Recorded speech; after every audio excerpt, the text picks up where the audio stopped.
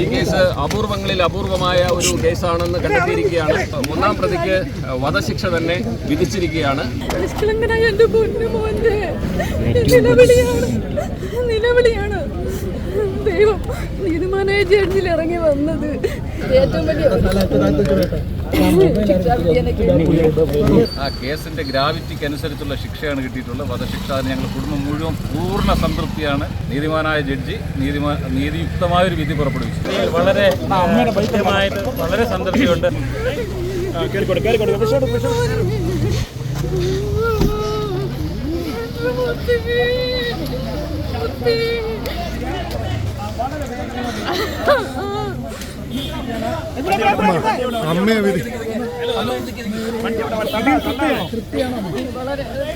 ഈ വിധിയെ കുറിച്ച് എന്ത് പറയുന്നു? എനിക്ക് തൃപ്തിയാണ്. മാതൃകാപരമായ ഒരു ഇവിടെ നീതിന്യായ കോടതി എന്റെ പൊന്നുമോന്റെ നിഷ്കളങ്കനായ എന്റെ പൊന്നുമോന്റെ നിലവിളിയാണ് ദൈവം നീതിമാനായ ജഡ്ജിൽ ഇറങ്ങി വന്നത് ഞങ്ങൾക്ക് ഏറ്റവും ഞങ്ങൾ പ്രതീക്ഷിച്ച ഏറ്റവും വലിയ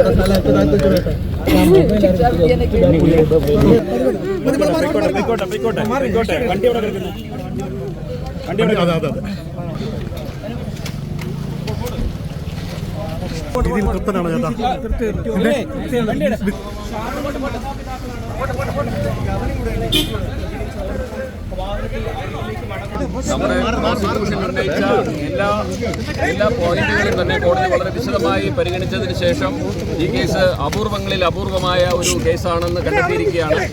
അതിനാൽ ഒന്നാം പ്രതിക്ക് വധശിക്ഷ തന്നെ വിധിച്ചിരിക്കുകയാണ്. അതുകൂടാതെ അതിനോടൊപ്പം 2 ലക്ഷം രൂപ പിഴശിക്ഷയും വിധിച്ചിട്ടുണ്ട്. പിന്നെ 32 IPC കൂടാതെ തട്ടിക്കൊണ്ടുപോയി കൊലപ്പെടുത്തിയത് 10 കൊല്ലത്തെ ശിക്ഷ വിധിച്ചിട്ടുണ്ട്. കൂടാതെ അതിന് 1 ലാഖിൻ്റെ ഫൈൻ എമൗണ്ടും വിധിച്ചിട്ടുണ്ട്. പിന്നെ 328 അതായത് വിഷം കൊടുത്തതിന് 5 വർഷത്തെ തടവ് ശിക്ഷയും 50,000 റുപ്പീസ് അത് ഫൈനും ഇമ്പോസ് ചെയ്തിട്ടുണ്ട്. പിന്നെ 2 വർഷത്തെ തടവ് ശിക്ഷയാണ് ഈ 203 അതായത് പോലീസിനെ അന്വേഷണത്തിൽ തെറ്റിദ്ധരിപ്പിച്ചത്. അപ്പോൾ ഇതെല്ലാം തന്നെ A3 3 വർഷത്തെ തടവ് ശിക്ഷയാണ്, 50,000 രൂപയുടെ പിഴശിക്ഷയും. അപ്പം 201 അതായത് തെളിവ് നശിപ്പിച്ചതിനാണ് ശിക്ഷ വിധിച്ചിരിക്കുന്നത്. ഇതിൽ എമൗണ്ട് റിയലൈസ് ചെയ്യുകയാണ് എന്നുണ്ടെങ്കിൽ പിഴശിക്ഷ അത് കോമ്പൻസേഷനായിട്ട് മാതാപിതാക്കൾക്ക് കൊടുക്കാനും കോടതി വിധിച്ചിട്ടുണ്ട്. കേരള പോലീസിൻ്റെ ചരിത്രത്തിൽ ആദ്യമായിട്ട് വളരെയധികം ഒരു അപ്രീസിയേഷൻ ഈ കേസിൽ ബഹുമാനപ്പെട്ട കോടതി കൊടുത്തു. അത് വളരെ കേരള പോലീസിൻ്റെ അഭിമാനമാണ്.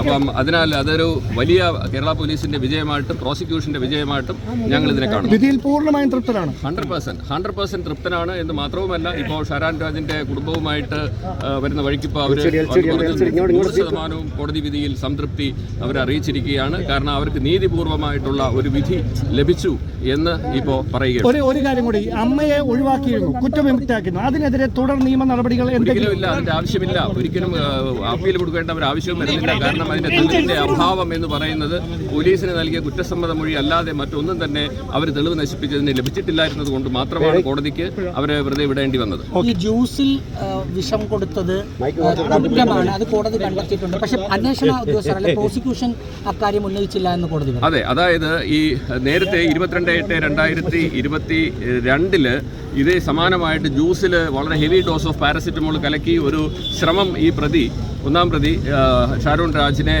കൊടുത്ത് വധിക്കാനായിട്ട് ശ്രമിച്ചിരുന്നു. പക്ഷേ ആ ശ്രമം പരാജയപ്പെട്ടത് ഷാരൂൺ രാജ് അത് ജ്യൂസ് തുപ്പിക്കളഞ്ഞത് കൊണ്ടാണ് എന്ന് കോടതി കണ്ടെത്തി. അപ്പോൾ തീർച്ചയായിട്ടും ഇതിനു മുമ്പ് ഒരു കുറ്റകൃത്യം നടത്തിയ പ്രതിയാണ് എന്ന് കോടതി അത് വിലയിരുത്തുകയും അത് ഈ പരമാവധി ശിക്ഷ കൊടുക്കുന്നതിലേക്ക് മറ്റൊരു ഗ്രൗണ്ടായിട്ട് ഒരു അഗ്രവേറ്റിംഗ് സർക്കംസ്റ്റാൻസ് ആയിട്ട് കോടതി കണ്ടെത്തുകയാണ് ഉണ്ടായി.